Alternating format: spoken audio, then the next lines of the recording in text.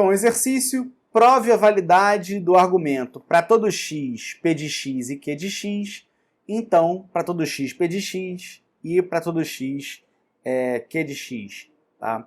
Então, vamos fazer esse exercício aqui, dá uma pausa aí no seu vídeo, tá? E tenta resolver por você mesmo esse exercício que está aí. Não é muito difícil.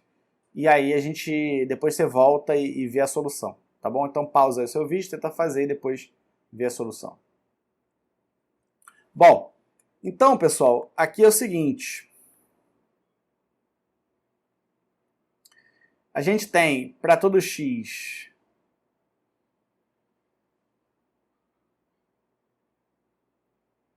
p de x e q de x.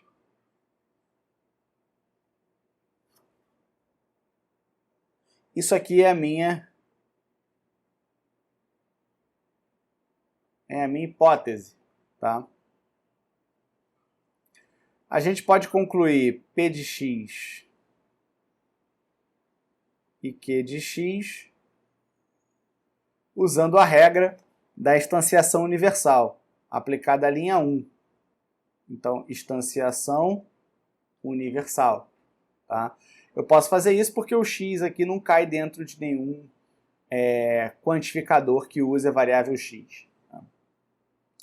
Bom, eu posso concluir p de x usando a regra de simplificação aplicada à linha 2. E eu posso concluir também q de x, também utilizando a regra de simplificação aplicada à linha 2. Tá? Eu posso fazer conclusão para todo x p de x, porque aqui o x não tem nenhum significado específico, ele é um valor arbitrário do meu domínio. Né? Então eu vou aplicar a linha 3 a regra da generalização universal. Linha 6, para todo x, q de x, a ideia é a mesma, só que eu aplico a linha 4, a minha generalização universal. Tá? E aí, na linha 7, eu tenho para todo x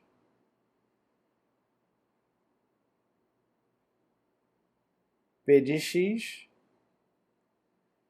e para todo x q de x, aplicado as linhas 5 e 6 aqui, ó, a minha regrinha vai ser a regra da adição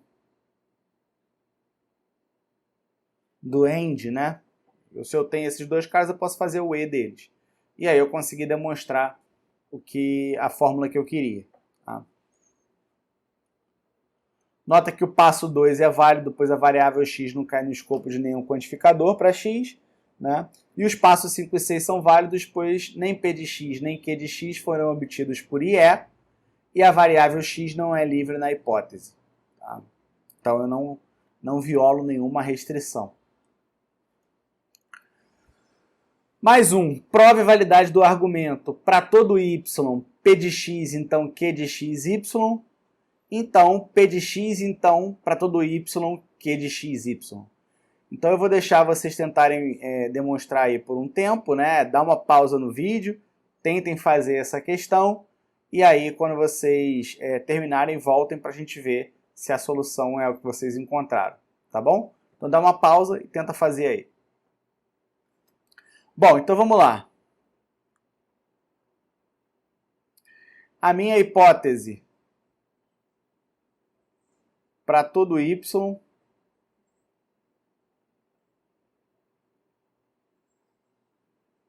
p de x, então q de x, y. Isso aqui é uma hipótese. 2. Repara o seguinte, a minha conclusão do meu argumento é uma implicação. Então eu posso usar aquele método dedutivo, pegar esse P de x e jogar como hipótese e provar para todo y Q de x, y. Tá? Então eu posso definir P de x como uma hipótese. Como uma hipótese. Tá? Muito bem. Na linha 3, eu posso obter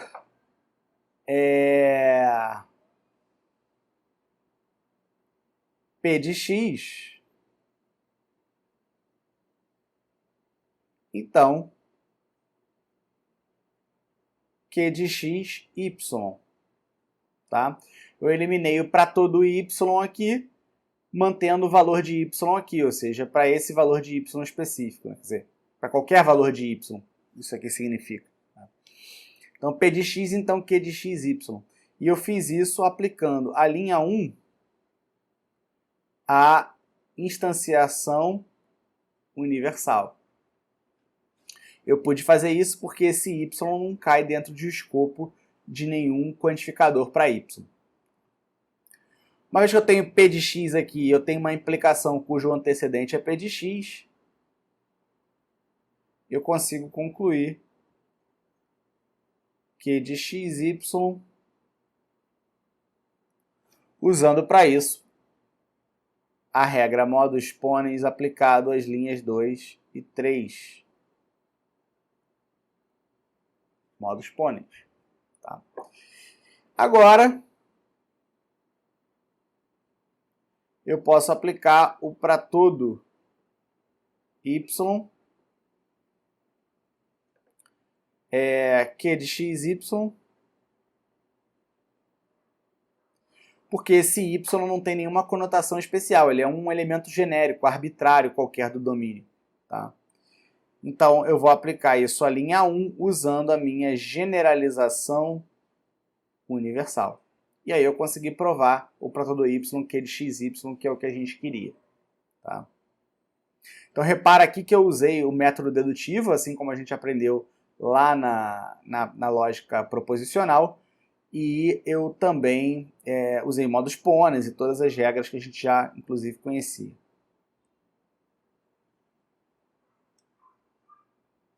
Aí ele está dizendo que P de x foi utilizado como hipótese por conta do método dedutivo, ficou como eu falei.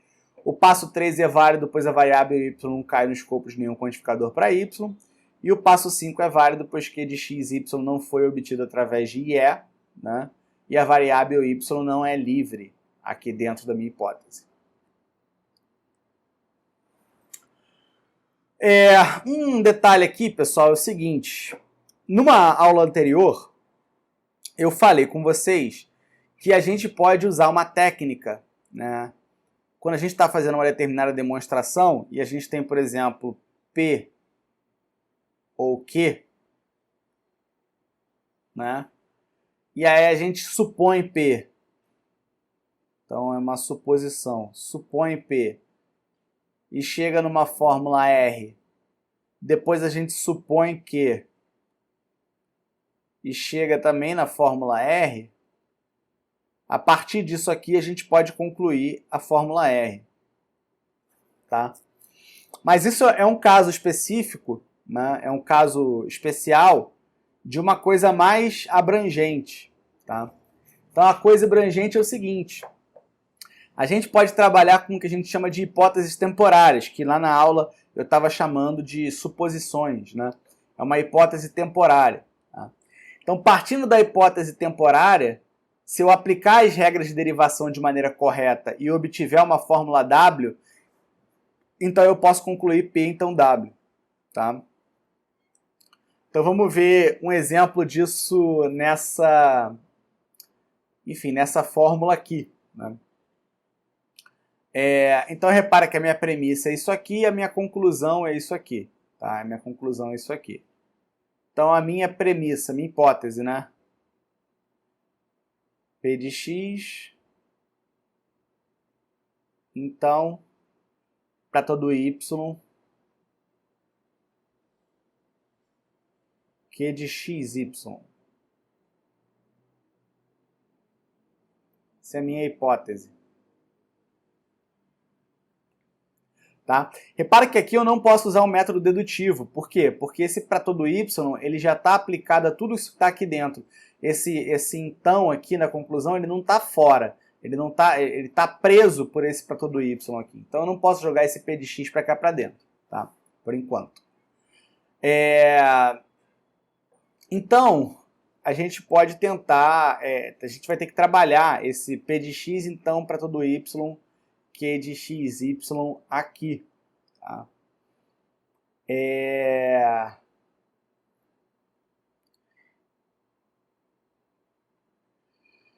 Bom, então vamos definir uma hipótese temporária aqui, tá?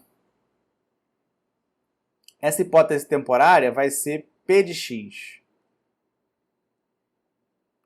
Repara o seguinte, eu não sei se P de x é verdadeiro ou se ele é falso. Tá? Eu estou supondo que ele é verdadeiro numa hipótese temporária. Na outra aula eu ensinei para vocês colocarem um retângulo, né, quando eu estou definindo uma hipótese temporária. Aqui a gente está colocando só uma indentação. Eu estou dando um tab aqui para esse P de x chegar mais para a direita. Tá? Para ficar claro que isso aqui não está dentro da mesma linha que esse aqui. Ó. Esse aqui são as coisas, essa sequência que está nessa linha aqui, são as coisas que a gente já sabe que são efetivamente verdadeiras. Isso aqui é uma coisa que eu estou supondo ser verdadeira temporariamente. Tá? Então, se eu suponho que isso aqui é verdadeiro temporariamente, né, usando o modo exponens, eu consigo concluir para todo y,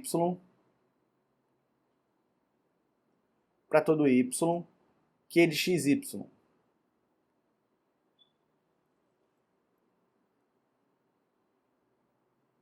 Isso aqui é concluído aplicando o modo exponens às linhas 1 e 2. Tá? Então, para todo y, Q de xy. Eu também consigo, aqui, né, concluir Q de xy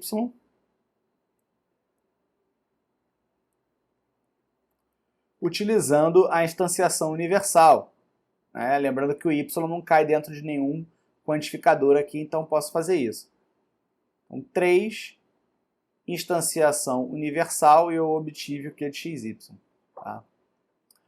Então, repara, eu parti de uma hipótese temporária P de x e concluí Q de xy. Então, eu posso concluir. Repara que agora eu vou colocar não identado, ou seja, não fora do tab, tá? Eu posso concluir P de x.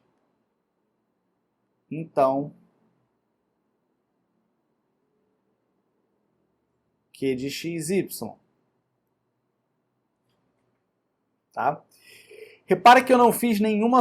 isso aqui é por conta da minha conclusão da hipótese temporária. Então eu vou escrever assim, ó, de 2 até 4, da linha 2 até a linha 4. Vou colocar assim, conclusão.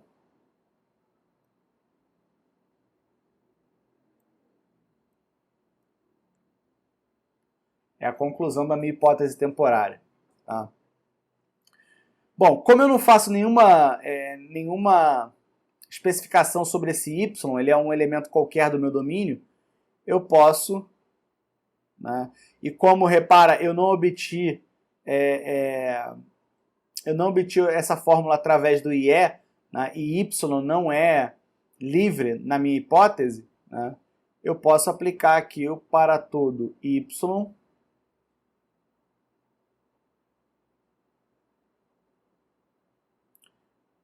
P de x, então Q de xy.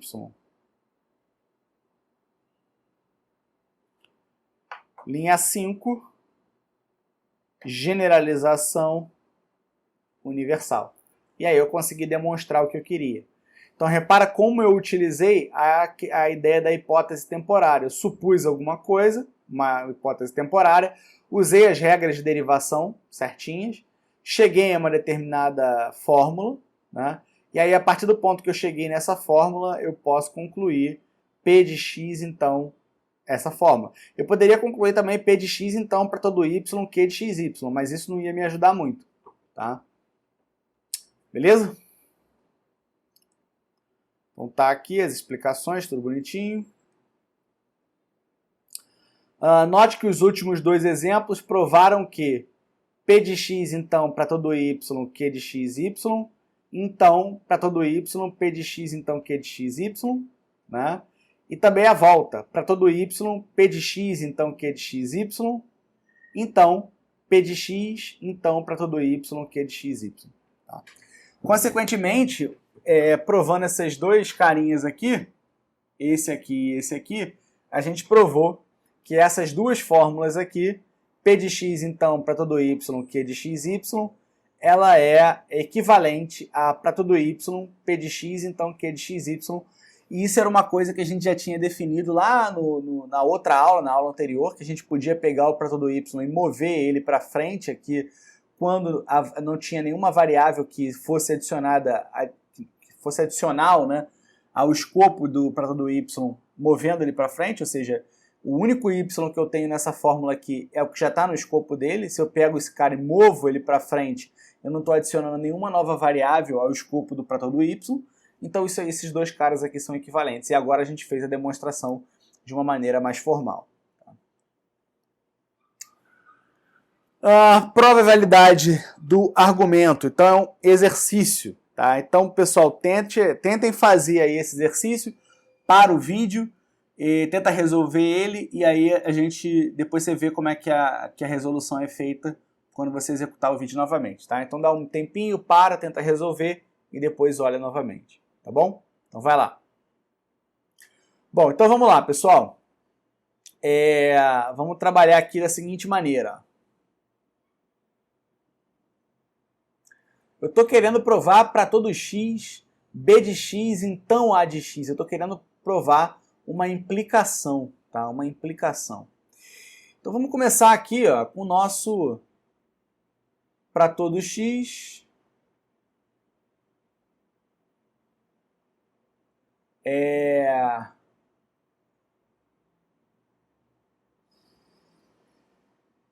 b de x ou c de x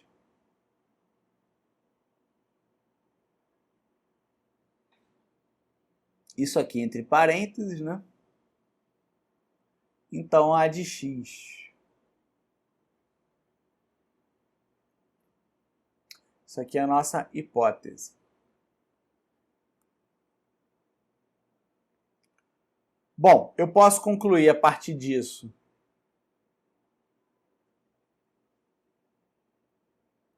b de x e c de x. Então, a de x. E eu fiz isso, concluí isso a partir da instanciação universal aplicada à linha 1. Repara que nenhum x aqui está sobre o escopo de um quantificador, então eu não tive nenhum problema ao aplicar essa regra. Tá? Bom, agora eu não tenho mais nenhuma... não tenho mais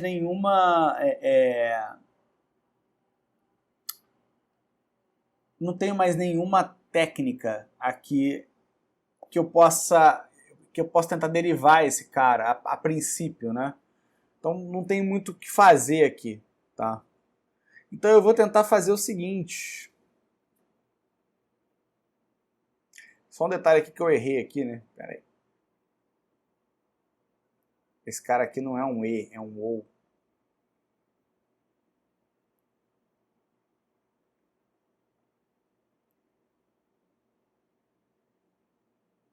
Ou, tá? Bom, então repara o seguinte, eu vou tentar brincar com a hipótese temporária. Agora o que eu quero concluir é b de x, então a de x. Então, para eu poder ter essa estrutura aqui, como resultado de uma hipótese temporária, eu preciso supor esse antecedente aqui, eu preciso supor o b de x. Então, vou supor isso aqui como uma hipótese temporária. Uma hipótese temporária. Bom, você supõe esse cara como uma hipótese temporária, né?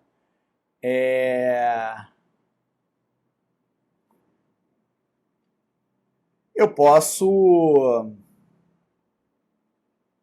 fazer isso aqui, ó. B de x ou C de x. B de x ou C de x. Né? Então eu vou usar essa regra, eu usei a regra do ou, né? Então, apliquei isso à linha 3, o nome dela vai ser ou, o nome dessa regra. Né? E agora eu tenho B de x ou C de x. Partindo disso aqui, eu consigo usar o modo exponens e concluir o A de x.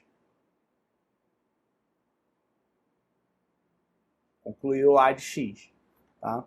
Usando o modo exponens aplicado às linhas 2 e 4. Modo exponens aplicado à linha 2 e 4.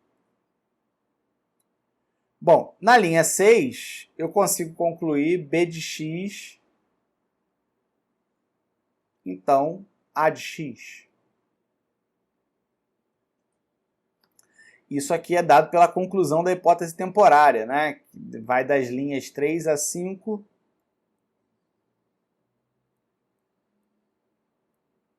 Conclusão. Na linha 7, a gente pode concluir para todo x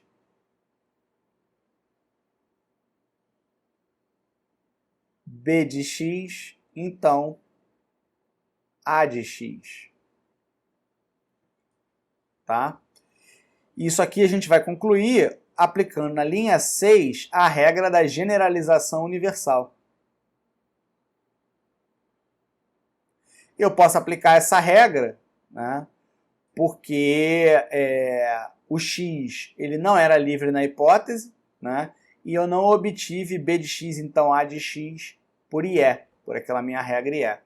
Então eu pus aplicar para todo x em B de x, então A de x, e aí eu consegui provar o que eu queria, que era isso aqui. Tá?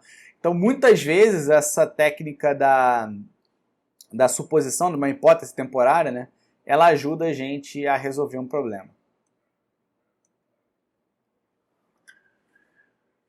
Prove a validade da fórmula. Negação de existe x, A de x é equivalente a para todo x não A de x. Tá? Então vamos provar esse cara. Vamos provar que esses dois caras são equivalentes. Para provar que esses dois caras são equivalentes, a gente tem que provar a ida e a volta. Né? Então a gente precisa primeiro provar que não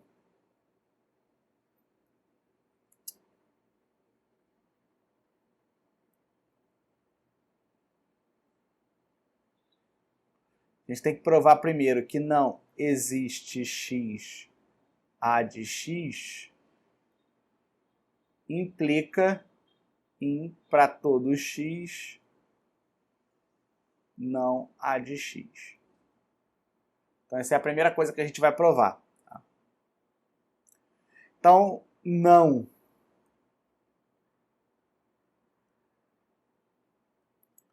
existe x A de x é a minha hipótese.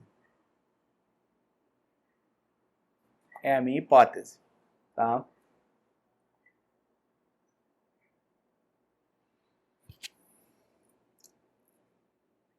Muito bem. Agora, pessoal, é um pouco de criatividade. Tá?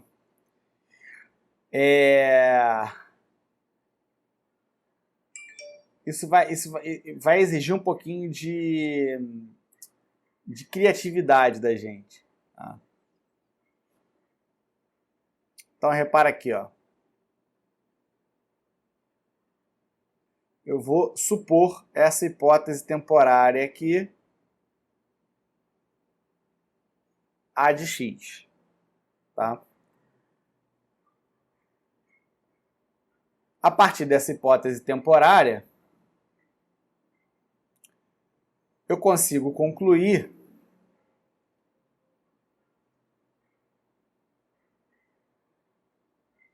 existe x A de x. Tá? Fazendo o quê? Aplicando a minha generalização existencial, GE. Tá? Lembra que para aplicar a minha generalização existencial, né, a regra é quando eu estou indo de uma constante, né? Eu estou indo de P de A para P de x. Né? Nesse caso, eu estou indo de A de x para A de x. Então, não tem problema. Tá? Bom, então, a partir disso aqui, na linha 4, a gente pode concluir que A de x, então,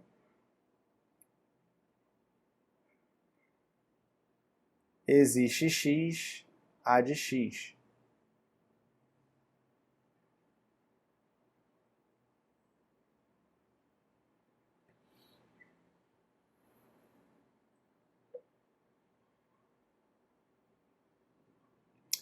Mas agora repara uma coisa. Isso aqui é uma implicação, né? E eu tenho a negação do consequente da implicação, a negação desse cara. Então, usando a regra modus tollens, eu consigo provar não A de x, concluir, né? Não A de x. Então, isso aqui eu esqueci de colocar, vai ser linha 2 a 3. Conclusão. E isso aqui vai ser aplicado à linha 1 e linha 4, modus tollens. Tá? Não há de x. Finalmente, na minha linha 6, né, eu posso fazer para todo x, não há de x, né? Para todo x não há de x, fazendo a minha generalização universal aplicada à linha 5. Generalização universal. Lembrando que esse x aqui é um x qualquer, não tem nada especificando ele. Né? Essa variável x ela não era livre na minha hipótese, né? E eu não obtive não AX a partir de um IE. Então, eu posso colocar a minha regra para todo x aqui sem problema nenhum. Tá? Uma generalização universal. Então, consegui provar isso aqui. Isso é a minha ida. Né?